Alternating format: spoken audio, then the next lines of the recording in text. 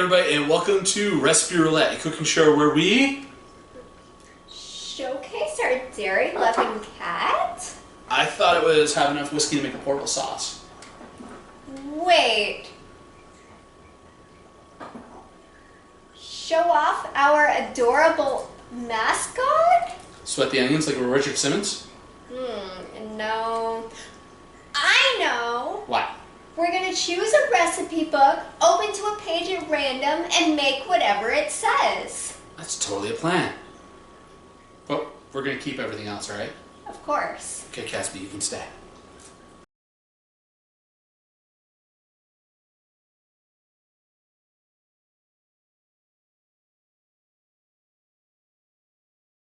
Hey everybody, and yeah, tonight we are making... Well, we're actually not making anything. Remember, tonight is our review episode from the past year. That's right! Because we were so busy getting married this past month, we didn't actually get to end season 1 properly. So this is actually the end of season 1. Next week we'll be starting season 2. So tonight we're going to be looking back at everything from season 1. Well, not exactly everything, but we're going to go review a bunch of the most memorable recipes from season 1. Alright, so we're going to grab ourselves a drink and teleport to the couch. Alright, so we discussed, we have categories. So first category, best breakfast. That for me would have to be the grilled romaine and eggs. For me, that was baked apple pancakes. And we have done baked apple pancakes a few more times since then. We haven't done the grilled romaine and eggs because, well, that one's one of the ones where you gotta set the salt block grill up. It's also not as easy to get romaine lettuce here in the South if you like to buy local produce like I do. Granted, you can't really buy apples, so...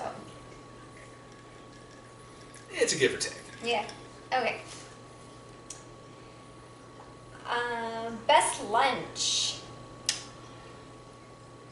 We're in agreement on that. It's the grilled lamb for me, but also we use that same recipe for the grilled seitan sandwiches for you. That was a really nice, lovely day in the park. It was paired together with that cilantro sauce and a tomato jam, which is not as strange as it sounds. It's basically salsa. Basically. It just worked really well all together. Really great. The cilantro, the meat, the seitan. Best dinner. Again, in agreement here. We said the sweet potato and red bean burrito. And I think for me, that was my favorite because I had never thought of putting cinnamon on sweet potatoes. Now, and every time I've air fried or baked sweet potatoes, I pretty much put a little bit of cinnamon and cumin on them as my go-to seasoning. Yum. Like even making just some sweet potato fries like that is just so good. It's really good if you've never tried it. Get a sweet potato and put some cinnamon on it. Best drink. I said the rattlesnake because it's tasty. For me, the best drink was the pina coladas. That was really nice because the day that I got the pina colada glasses from a little freebie shelf down the street, Laura was having a really bad day and it was all sad because she's like, I'm sorry, I got you out in the rain today because we had to go shopping. I'm like, it's all right because I like pina coladas and getting caught in the rain. And I found those pina colada glasses the same night. Really cool. Plus, also, homemade pina coladas with fresh pineapple definitely helps me get a lot more fruit in my diet. Well, it's not like we drink them often, but I think we've made pina coladas like 3 times since we got those glasses. it's true. But again, that's not like often. True, but every time we got pineapple pizza, there's pina coladas nearby. True. Okay. Best dessert. I said the chocolate mayonnaise cupcakes that were actually Fen's family recipe from your grandma, right? Yeah, that was my dad's mom's recipe. We actually froze some of those and shared them with my dad when he came down to help me drive up to Maine for the wedding. And yeah, he said they were just as good as hers, so those were awesome. Granted, I chose something different for my pick. I really like, one of my favorite things from favorite foods of New Orleans since moving down here is king cake. I love king cake. I love it more than beignets. So the king cake trifle, that was really good. It was really good. I liked how they like added it with the fruit and the cream, and it was really good. The strangest recipe we've encountered. We call this weird apple soup, but in the YouTube video, it's actually labeled as apple raisin soup. So yeah, we're in agreement on this one because we call it weird apple soup, and Because it's all it really is cold spiced apple cider with pieces of real of apple and raisins in it. It's just, yeah, I think it would be. it's a really fancy apple cider. Yeah, it would taste better if it was hot, but then just make apple cider. And then throw some apples and raisins in it. Yeah. Yeah, so weird apple soup. Oh, the one that needs a second attempt or a do-over. Yeah, it's actually funny because we're sitting on the couch and all I can think of from that episode is, and I prompted you to actually ask me, Fen, what did you learn? Because I felt so bad about this recipe, how it turned out. The lemon Swiss roll, the lemon curd Swiss roll, that, I had such aspirations and high hopes for that, and it just came out as just like a flopped over sheet of lemon cake with lemon sauce poured into it, and yeah, no, I really want to. It's not gonna be a recipe roulette but it might be a Friday featurette where I'm like, all right, Revenge of the Lemon Swiss Roll. Revenge of the Lemon Swiss Roll. Look at this. Okay, favorite cookbook. It's not Betty Crocker. I know I have the regular, I have the international. It was my first cookbook growing up, but Betty has been unseated by us doing this show. My new favorite cookbook is the Saltburg Grilling Cookbook. And it's not because it's the first time I ever went to a Yankee Swap and was actually happy with what I ended up with. It's actually because that's really my favorite cookbook, because I get to grill, which for me, like cooking with fire and that primalness of being in front of the grill and being outdoors and cooking, it makes me think of a lot of times where I used to cook with my dad, and the recipes in there, stuff in there, I'm like, I would never have thought Wait, you can cook that on a grill? Or you can actually grill that? Like grilling romaine lettuce, grilling chocolate chip cookies? I really want to try that one these days. Okay. Yeah, it's a great cookbook and a cool way to cook in general.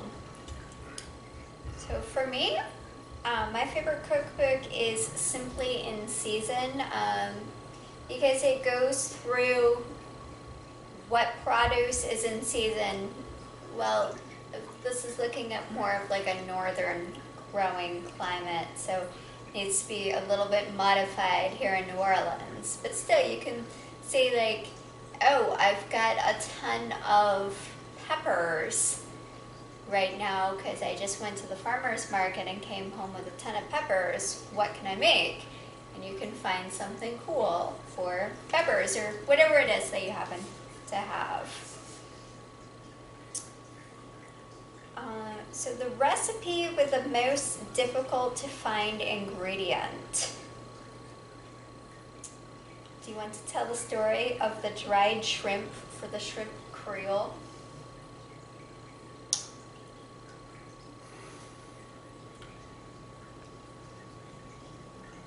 It was our second.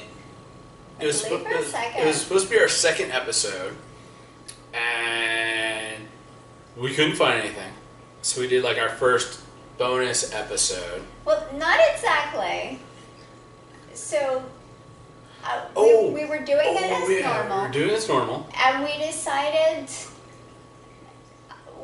we didn't do really research on what dried shrimp was, first of all, and we decided, hey, they have fresh, like whole shrimp at the farmer's market.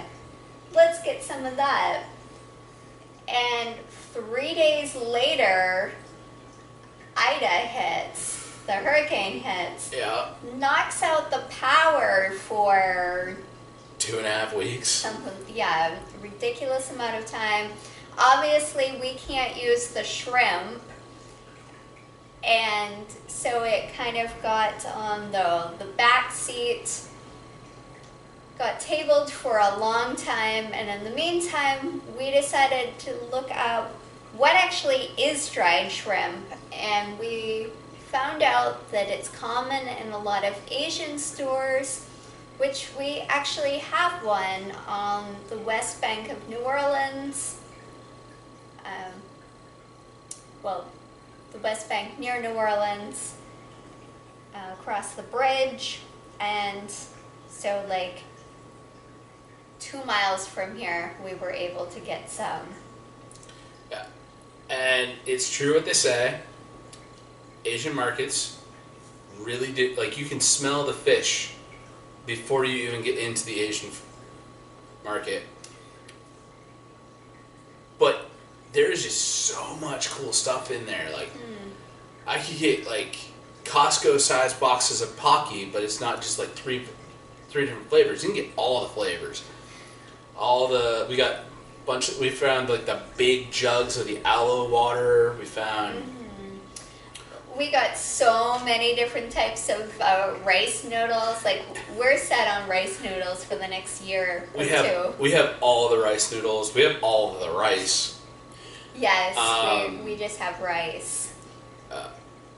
Yeah, so it's a cool place, definitely. Although, I really wish we had an Asian cookbook, because I want more reasons to go over there.